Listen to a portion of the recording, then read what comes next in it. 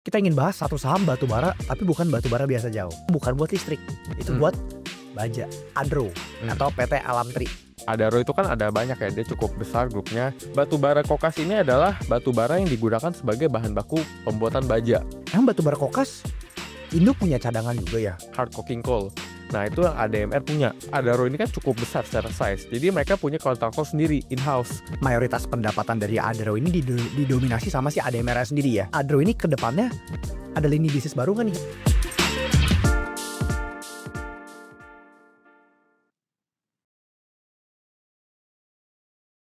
Halo teman-teman, welcome to chatting. Nah, di video kali ini kita ingin bedah emiten. Nah, ini satu segmen baru ya, kita bedah saham ya. Ada cerita apa, kinerjanya bagaimana, ke depannya kira-kira gimana. Teman-teman pasti nonton sampai habis kalau mau tahu update dari bisnis batubara rahasia ini gimana ya. Coba juga boleh tulis di kolom komen emiten apa lagi yang mau kita bedah di episode berikutnya. Oke, tanpa berlama-lama lagi sama Pak Antoni Jau, kita ingin bahas satu saham batubara tapi bukan batubara biasa jauh. Oke. Ya lu juga udah publish research-nya ke buat member. Ada batubara ya yang bukan buat listrik. Itu buat baja. Buat baja. Ya, itu tanpa berlama-lama lagi emiten adalah Adro atau PT Alam Tri. Oke. Boleh cerita dikit nggak Jauh? Adro ini perusahaan apa sih? Kan dulu dia sempat di spin off gabungan sama Adi ya. Adro ini sekarang bisnis apa sih? Batubaranya kan di Adi nih. Oke, kita backstory dulu ya. Jadi dulu kalau teman-teman ikutin, Adaro itu kan ada banyak ya, dia cukup besar grupnya. Dia ada tambang batubara thermal, ada tambang batubara kokas, ada kontraktor tambang, ada pembangkit listrik. Pokoknya banyak lah ya. Cuma semenjak 2024 itu dipisah. Yang sekarang teman-teman lihat itu AAD, itu mereka pegang batubara thermalnya aja. Jadi semua tambang yang berbau batubara thermal itu dipindah semua ke AAD. Nah, sisanya di Adaro itu ada beberapa bisnis yang masih ditinggal di sono. Yang pertama itu ADMR. Mungkin teman-teman familiar sama ADMR, itu tambang batubara kokas. Ada juga SIS, itu kontraktor tambang. Sama ada beberapa hal-hal lain yang berkaitan sama pembangkit listrik renewable-nya juga banyak tuh. Itu untuk Adaro. Nah, kita bakal bahas banyak di ADMR-nya Jo. Karena memang sebagian besar aset ataupun profit dari Adaro ini itu masih berasal dari ADMR. Nah, oke. Batubara tuh tadi kan kita udah tahu ya, ada yang biasa buat batubara listrik, buat hasil listrik, ada juga batubara kokas nih. Nah, simpelnya batubara kokas ini adalah batubara yang digunakan sebagai bahan baku pembuatan baja. Ya, kalau dulu kan thermal kita udah cerita, ini dilihat dari kalorinya segala macam, dibakar untuk PLTU. Nah, yang kokas ini itu kita lihat berdasarkan kandungan kokasnya, kandungan koknya. Nah, batubara kokas ini itu biasanya dibagi jadi 3. Ini yang umum ya, sebenarnya udah dibahas di Index ya, di riset kita. Tapi saya mau bahas secara sekilas saja. Batubara kokas itu biasanya ada yang paling bagus, ini namanya hard coking coal. Nah, itu yang ADMR punya. Ya, jadi memang secara kualitas dia paling bagus. Lalu ada juga yang medium, itu misalkan semi hard atau semi soft. Sama yang terakhir itu ada yang namanya PCI, pulverized. Itu yang disemprot lah ya. Nah, jadi intinya apa? Yang kita mau tahu ini sebenarnya ADMR ini punya batubara yang paling bagus kualitasnya. Jadi ini plus point karena harga jualnya biasanya lebih tinggi. Itu untuk Adaro Mineral. Kurang lebih begitu, Jo. Oke, berarti memang mayoritas pendapatan dari Adaro ini didominasi sama si ADMR sendiri ya, yang jualan batubara kokas. Ya, kalau nggak salah inget, mungkin labanya Adaro kalau disetahunin kurang lebih 6 triliun. Ya. Nah, batubara kokas ini laba dari ADMR kontribusi berapa persen kira-kira Jauh?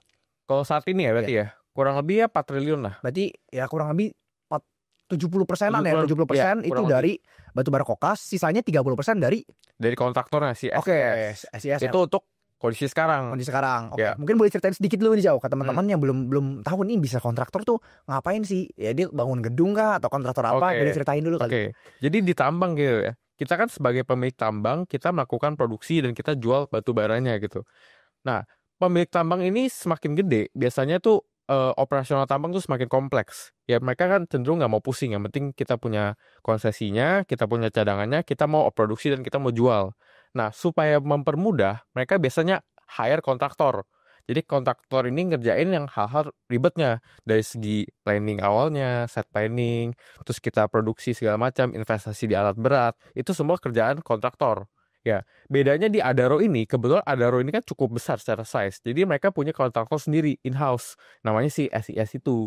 Jadi karena in-house, dia rata-rata memang ngerjain tambangnya mereka sendiri. Entah itu tambangnya si AAD atau juga si ADMR.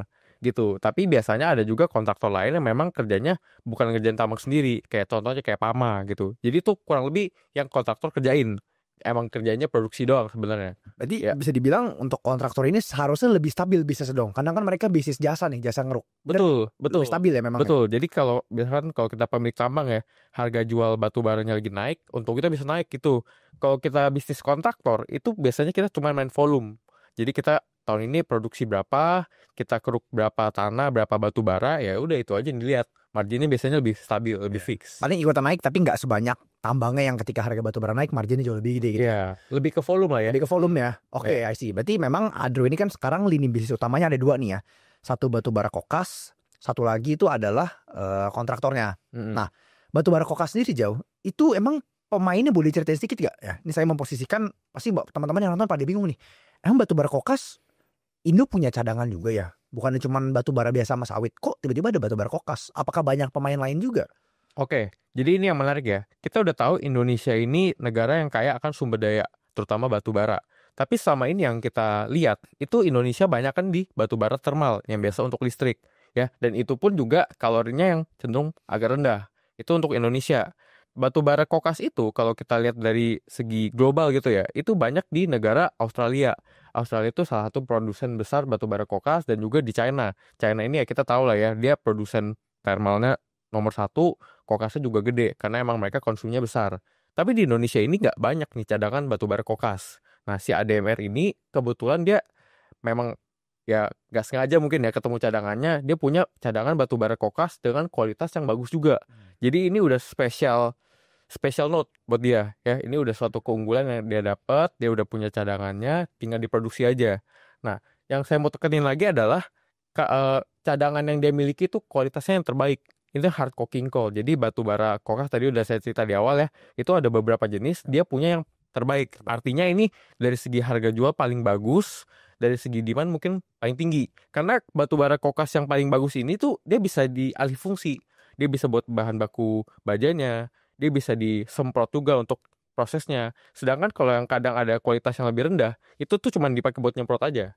Jadi dia kayak bisa dipindah-pindahin nih secara fungsi. Itu untuk batu bara kokasnya ada mineral, jadi cukup bagus. Wah, emang beda ya teman-teman kalau orang udah lakuin riset dalam ya. Saya juga baru tahu nih ya, batu baranya fungsinya beda ya. Kalau yang kualitas tinggi lebih multifungsi gitu ya. Ya. Oke teman-teman, jangan pelit-pelit investasi ilmu ya. Langsung klik link di bio, subscribe Ting ya buat kita belajar ya analisa bisnis. Ini kalau belajar sendiri, wah bisa berapa lama itu kan? Bacain report kita ada. Belajar kuliah gitu. Ya, tapi anyway semua udah disimplify. Oke, jadi sekarang saya mau kali pertanyaan teman-teman, pasti teman-teman penasaran nih. Kan oke, kita udah ngomongin mengenai coking coal-nya. Ya. Udah ngomongin mengenai kontraktornya. Nah, ke depannya kira-kira gimana? Kan at the end kan Adro sekarang market cap-nya berapa? Mungkin 50-an triliun, 55 triliun. Ya. Labanya kan 6 triliun nih. Kurang lebih 6 triliun. Berarti kan PE 9 kali. Nah, ke depannya kira-kira gimana? Harga batu bara kokasnya gimana? Ya, kalau harga batu bara kokas naik, which sekarang naik gak? Lagi agak rendah, tapi nggak serendah di first half kemarin. Oke, berarti memang di semester 1 ini laba 6 triliun itu pas lagi cukup rendah gitu harga batu bara kokasnya. Ya. Jadi kalau ke depannya harga batu bara kokas naik, harusnya harga jual bisa menjadi semakin membaik. Ya. Nah, mungkin boleh cerita sedikit nggak? Ini Adro ini ke depannya ada lini bisnis baru nggak nih? Atau ada ekspansi nggak yang kira-kira bisa nambahin profit buat Adaro-nya? Oke.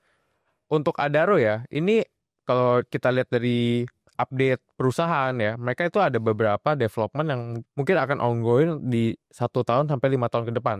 Yang paling dekat itu kita ngomongin smelter aluminium dulu. Ya, smelter aluminium itu dibangun dari ada Adaro Mineral di bawah ADMR, jadi Adaro juga sebenarnya kebagian. Ya, itu akan kurang lebih jalan di 2026. Kita akan lihat ya kira-kira bakal kalah atau enggak, tapi kurang lebih development yang paling dekat adalah smelter aluminium. Ini lumayan besar ya di posisinya di Indonesia. Ini kemungkinan besar juga akan meningkatkan laba dari Adaro maupun Adaro Mineral. Okay. Itu yang pertama. Lalu si Adaro ini juga ada beberapa development seperti misalkan industrial park. Ya itu mungkin masih agak lama, tapi ada juga renewable energy seperti hydro. Itu mereka mau main. Dan juga beberapa renewable energy lain. Itu mereka mau jalanin semua. Oke, jadi cukup banyak ya. Tadi kan ngomong 1-5 tahun ke depan, sekarang batu bara kokas dan kontraktor yang jadi main profit driver-nya si Adaro. Yep. Kedepannya ada aluminium smelter, ada beberapa renewable energy, ya, yang dimana kalau teman-teman nanya, ini dapat info kayak gini dari mana? Dari public expose ada teman-teman ya. Nanti kita tampilin di sini. Kalau teman-teman rajin sedikit aja ngulikin public expose, bacain perusahaan-perusahaan, update-nya seperti apa, itu semua informasi ada kok. Ya tinggal kita assess kira-kira dengan adanya project ini labanya bisa nambah berapa ya. Kalau beneran jalan, asumsi volume sekian ya, harga jual sekian, margin sekian, kira-kira dengan project kayak ini kira-kira bisa nambah laba berapa ya, teman-teman bisa hitung sendiri ya. Kalau nggak mau pusing subscribing ya, itu dihitungin semua, udah ada researchnya ya. Dari researchnya ya, itu tugasnya kita untuk update lah mengenai perusahaan-perusahaan yang kita rasa ada potensi yang menarik apa, itu kita lakuin researchnya, kita compile dalam bentuk report. I think that's it untuk Adaro. Semoga teman-teman yang nonton video ini dapat gambaran rupanya Indonesia tuh nggak cuma punya batu bara thermal, tapi punya juga batu bara kokas ya. Batu bara kokas, dan kemudian tadi Jauh udah sharing juga bagus mengenai bisnis kontraktor yang kata kunci adalah di volume. Kalau batu bara kata kunci adalah di volume dan juga harga jual ya kan. Ya, speaking of volume, cadangannya intinya masih banyak ya Jauh ya. Masih lumayan. Oke. Dan ada beberapa lini bisnis lainnya. Coba teman-teman, kalau teman-teman suka video kayak gini, format kayak gini, boleh coba tulis di kolom komen ya. Mau kita bahas emiten apa lagi? Ya kemarin ada yang request buat video, Bang, boleh tolong bedahin TPIA dong Bang. Nah, boleh juga, asik ini. Kita bedahin fundamentalnya ya. Bisnis ini ngapain ya. Atau bahkan CDIA juga ada yang komen ya. Mungkin teman-teman ada yang punya sama tapi belum tahu ini bisnisnya tuh profitnya dari mana. Ya sebenarnya CDIA itu bisnisnya jualan apa? Jualan listrik. Ya jualan listrik itu mungkin belum banyak teman-teman yang tahu ya. Jadi pastiin teman-teman like video ini, tulis di kolom komen kalau mau request emiten apa lagi yang mau kita bedah ya. Tentu dengan dari kacamata fundamental. Thank you teman-teman. Semoga video ini bermanfaat. See you on the next chatting.